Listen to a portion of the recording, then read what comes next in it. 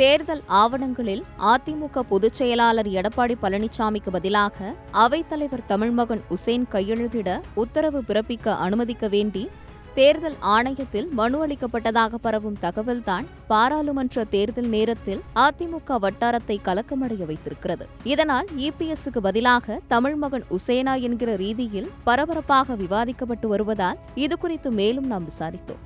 ஏற்கனவே ஈரோடு கிழக்கு இடைத்தேர்தலில் அப்போதைய அதிமுக பொதுச் செயலாளர் எடப்பாடி பழனிசாமிக்கு பதிலாக அவைத்தலைவர் தமிழ்மகன் உசேன் கையொப்பமிட உச்சநீதிமன்றம் அனுமதி வழங்கியது. இந்த நிலையில் நாடாளுமன்ற தேர்தல் நெருங்க இருக்கும் சூழலில் திருத்தம் செய்யப்பட்ட கட்சி விதிகளின்படி எடப்பாடி பழனிசாமி பொதுக்குழுவில் இயற்றிய தீர்மானத்தை தேர்தல் ஆணையம் ஏற்றது செல்லாது என நீதிமன்றம் தீர்ப்பளித்துவிட்டால் எடப்பாடி பழனிசாமி தேர்தல் படிவத்தில் போட்ட கையெழுத்து செல்லாமல் போய்விடும் வாய்ப்புள்ளது. எம்பி தேர்தலில் போட்டியிடும் வேட்பாளர்களுக்கு சட்ட சிக்கல் ஏற்படும். வெற்றி பெற்றாலும் ரத்து செய்யும் அபாயம் ஏற்படலாம். ஏற்கனவே ஜெயலலிதா அப்பல்லோவில் சிகிச்சையில் இருந்தபோது அவர் கைரேகை வச்ச திருப்பரங்குன்றம் தேர்தல் வெற்றி செல்லாது என அறிவிக்கப்பட்டது. அதனால்தான் அதிமுக தரப்பில் இப்படி ஒரு மனு அளித்திருக்கலாம் என்று விவாதிக்கப்பட்டு வருகிறது. இது தொடர்பாக அரசியல் விமர்சகர் பிரியனிடம் சத்தியம் டிஜிட்டல் குழு உரையாடியது. அதாவது அதிமுக சார்பில் தேர்தல் ஆணையத்துக்கிட்ட இப்போ ரீசெண்டாக ஒரு மனு கொடுத்தாங்க அப்படின்னு வந்த தகவல், அது உண்மையா சார்? இல்லை, தகவல் உண்மைதான், அதில் ஒன்றும் சந்தேகம் இல்லை. கொடுத்துருக்கிறதா சொல்கிறாங்க. பட் ஆனால் அது கொடுத்துறதுக்கான வாய்ப்புகள் இருக்குது, கொடுத்துருக்கிறதுக்கான வாய்ப்புகள் இருக்குது. அது எதனால சார் அது கொடுத்துருக்காங்க? இல்லை, அது ஏன் கொடுத்தாங்கன்னா அவங்களுக்கு ஏற்கனவே ஈரோடு தேர்தலுக்கு முன்னாடியே இபிஎஸ் ஓபிஎஸ் தகராறுல சுப்ரீம் கோர்ட் கொடுத்த டைரக்ஷன் என்னன்னா அந்த 2 பேருக்கும் பொதுவான ஒரு விஷயமா தமிழ்மகன் உசேன் தான் கையெழுத்து போடணும் அப்படின்னு சொல்லிட்டாங்க அவங்க. அப்புறம் இவங்க நிக்காத போயிட்டாங்க. அப்புறம் பொதுக்குழு உறுப்பினர்கள்லாம் கன்சல்ட் பண்ணிட்டு அதுக்கப்புறம் தமிழ்மகன் உசேன் கையெழுத்து போடணும்னு சொல்லிட்டாங்க. யாரு என்ன, யாருக்கு ஆதரவு என்ன, எது போன்ற விஷயங்கள்லாம் பார்த்துட்டு யாரை வேட்பாளர் எடுத்தது ஒரு சமாதான பேச்சுவார்த்தை மாதிரி கிட்டத்தட்ட கொடுத்தாங்க சுப்ரீம் கோர்ட்ல ஈரோடு ஈஸ்ட் எலெக்ஷனுக்கு முன்னாடி. இவர் வித்ட்ரா பண்ணிக்கவே தமிழ்மகன் உசேன் கையெழுத்து போட்டார். ஆனா அது முழுக்க முழுக்க டெம்பரரியா கொடுக்கப்பட்ட ஒரு விஷயம். ஏற்கனவே அந்த பொதுக்குழு தீர்மானங்கள்லாம் இன்னும் அப்ரூவ் ஆகாத சுப்ரீம் கோர்ட்ல பெண்டிங்கா இருந்த சமயம் ஆக்சுவலா. இப்போ பொதுக்குழு தீர்மானங்கள்லாம் சில சுப்ரீம் கோர்ட் வரையும் போய் அப்ரூவ் ஆகியிருந்தா கூட இன்னும் சிவில் கேஸ் ஒன்று இன்னும் பெண்டிங்கா இருக்கு. சிவில் கேஸ் ஒரிஜினல் சூட் பெண்டிங்கா இருக்கு. நான் தான் இணை ஒருங்கிணைப்பாளர், நான் கட்சியோட அடிப்படை விதிகள் படி தேர்ந்தெடுக்கப்பட்டேன், அதனால என்னை யாரும் நீக்க முடியாதுன்னு சொல்லுகிற ஓபிஎஸோட அந்த ஒரிஜினல் மனு சிவில் சூட் பெண்டிங்கா இருக்கு சென்னையில. அதனால அந்த எல்லாமே இது எலெக்ஷன் கமிஷன் சின்னம் கொடுக்கும்போது கூட, ஈரோடு ஈஸ்ட்ல கொடுக்கும்போது கூட தற்காலிகமாக அந்த கோர்ட்டோட இறுதி உத்தரவுப்படி சப்ஜெக்ட் டு கோர்ட்டோட ஃபைனல் டிசிஷன் அப்படின்னு சொல்லி தான் கொடுத்தாங்க. அப்படின்னு சொல்லி சப்ஜெக்ட் டு கோர்ட்டோட ஃபைனல் டிசிஷன் படி தான் சொல்லி கொடுத்துருக்காங்க. அப்போ ஒரு கேஸ் ஏற்கனவே சிவில் ஷூட்டிங்க பெண்டிங்கா இருக்கு. பொதுக்குழு தீர்மானங்களை சுப்ரீம் கோர்ட் அப்ரூவ் பண்ணா கூட ஒரிஜினலா ஒருங்கிணைப்பாளர் நான் தான் இருக்கேன்னு சொல்ற அந்த சிவில் சூட் இங்க பெண்டிங்கா இருக்கிறதுனால ஒருவேளை இதை காரணம் காமிச்சு ஓபிஎஸ் நாளைக்கு போவாரு எலெக்ஷன் கமிஷனுக்கு போனார்னா, அது ஏற்கனவே நீங்க தமிழ்மகன் உசேனுக்கு கொடுத்துருக்கீங்க, அதே கண்டினியூ பண்ணுங்க, நீங்க அப்ப ஏற்கனவே ஏத்துட்டு இருக்கீங்க தமிழ்மகன் உசேனை, அதனால நீங்க அதை கண்டினியூ பண்ணுங்க அப்படின்ற மாதிரியான ஒரு விஷயத்தை வலியுறுத்துறதுக்காக தான் இவங்க போயிருப்பாங்க.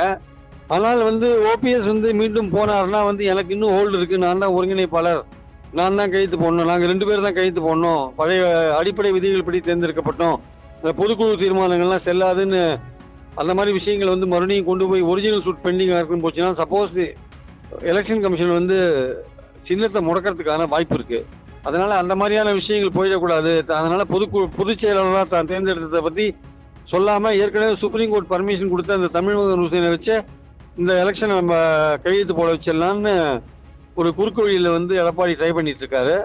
இவர் பொதுச் செயலாளர், நான் பொதுக்குழுவால தேர்ந்தெடுக்கப்பட்டேன்னு தைரியமா சொல்லி இவரால் போக முடியல, எலெக்ஷன் கமிஷனுக்கு போக முடியல.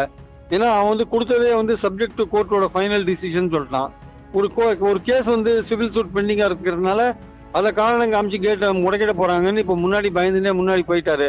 ஏதோ ஒரு பயத்துல தான் போயிருக்காரு. ஆக்சுவலா அவங்களுக்கு ஒரு பயம் இருக்கு போல் இருக்கு. தேர்தல் கமிஷன் ஏதாவது முடக்கிட போறாங்க, இந்த சிவில் சூட் பெண்டிங்கா இருக்கிறதுனால முடக்கிட்டாங்கன்னா என்ன பண்றது அப்படின்ற ஒரு பயம் இருக்கு போல் இருக்கு.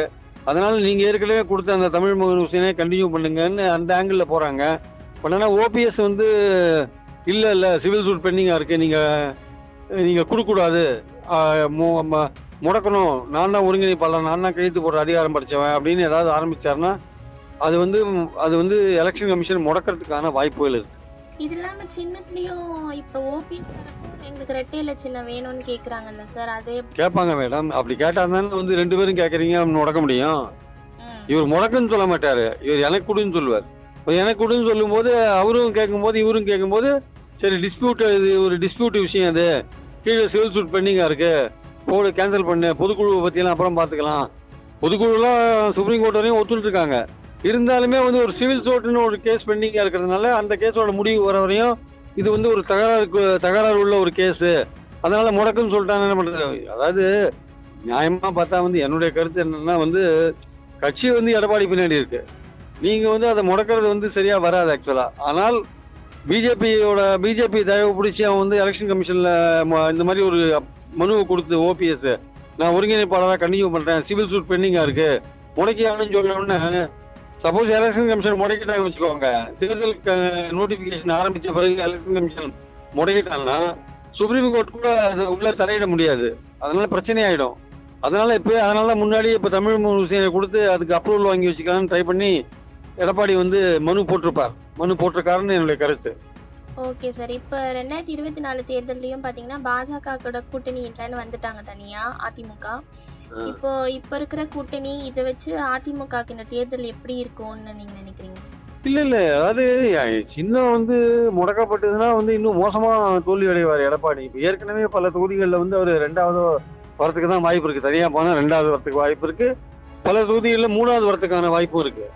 அதாவது தெற்கெல்லாம் வந்து அவர் 3வது வரத்துக்கான வாய்ப்பு இருக்கு.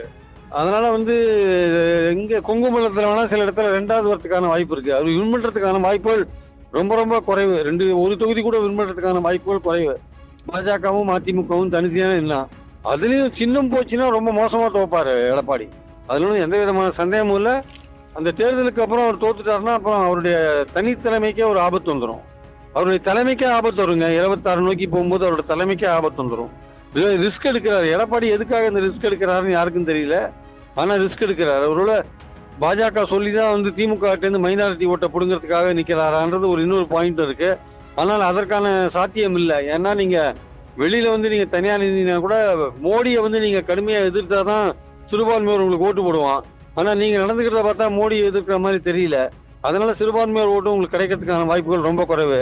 அதனால எதை நம்பி அவர் தனியா நிக்கிறாரு அப்படின்னு இப்ப அவர் கூட தேமுதிக பாமக 2 பேரும் கூட போக மாட்டாங்கன்றதான் லேட்டஸ்ட் நியூஸா இருக்கு இப்போ.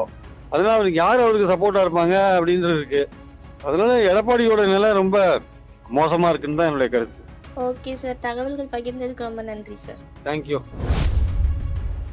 இது குறித்து அதிமுக செய்தி தொடர்பாளர்களிடம் கருத்து கேட்டபோது இது தவறான தகவல், அதிமுக தரப்பில் நாங்கள் அப்படி எந்த மனுவையும் அளிக்கவில்லை என்று மறுத்துவிட்டார்கள். அதாவது அதிமுக உறுப்பினர்கள் மூலம் ஓபிஎஸ் தரப்போ கே.சி. பழனிசாமி தரப்போ தான் இப்படி ஒரு மனுவை தேர்தல் ஆணையத்துக்கு அனுப்பியிருக்கலாம் என்கிறது எடப்பாடி பழனிசாமி தலைமையிலான அதிமுக தரப்பு. அதே நேரத்தில் நான் தான் இணை ஒருங்கிணைப்பாளர், நான் கட்சியின் அடிப்படை விதிகளின்படி தேர்ந்தெடுக்கப்பட்டேன், அதனால் என்னை யாரும் நீக்க முடியாது என்ற ஓபிஎஸ்ஸின் சிவில் வழக்கு இன்னும் நீதிமன்றத்தில் நிலுவையில்தான் உள்ளது. இதை காரணம் காண்பித்து மீண்டும் ஓபிஎஸ் தேர்தல் ஆணையத்துக்கு போனால் மீண்டும் இபிஎஸ்க்கு சிக்கல் ஏற்படலாம் என்பதையும் சுட்டிக்காட்டுகிறார்கள் அரசியல் விமர்சகர்கள். விறுவிறுப்பான அரசியல் திருப்பங்கள் மற்றும் பல தகவல்களை தெரிந்து கொள்ள சத்தியம் டிஜிட்டலுடன் இணைந்திருங்கள்.